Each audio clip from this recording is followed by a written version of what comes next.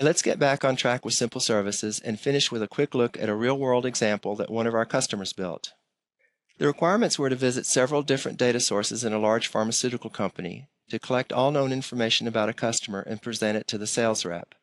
They also wanted to add new sources from time to time and wanted to avoid copying everything into a single new database. The customer already had started on a SOAP solution, but progress was slow. They did have a central key registry working. This contained remote login information and keys for all of the other information sources. Here's a picture of the situation. You can see the master database, plus the large customer relationship management system. These both had existing SOAP interfaces.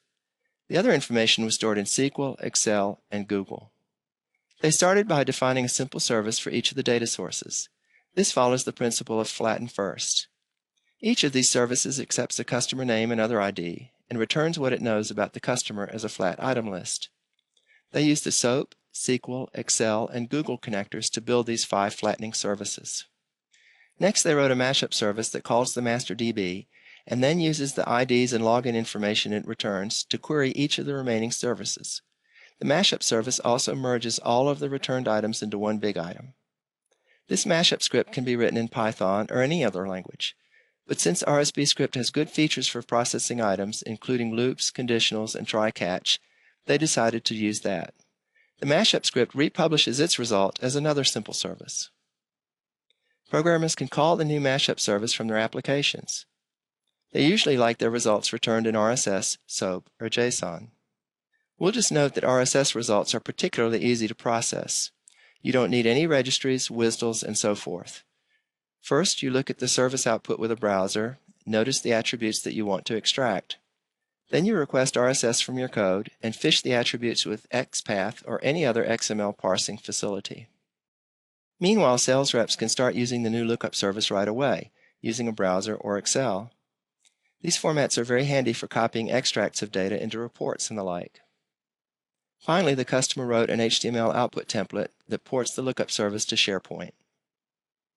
Once everything was running, they went back and added role-based access controls to each flattening service and to the mashup service. RSSBus works with the underlying web server to support several authentication and authorization mechanisms. This complete mashup application came together very quickly, in a little over a week of calendar time. The application used 4 connectors and required 7 scripts. The most challenging part was understanding and connecting to the 2 existing SOAP services. So you can see that simple services are ideal for this kind of data access, mashup, and publishing. Simple services can also contribute to your more traditional service-oriented architecture. For example, you can use the RSSBus connector library to quickly and inexpensively service-enable more of your legacy data, or you can fit simple service adapters to existing SOAP services to improve their accessibility and uptake. So we've come to the end of the presentation. Let's summarize the advantages of RSSBus Simple Services.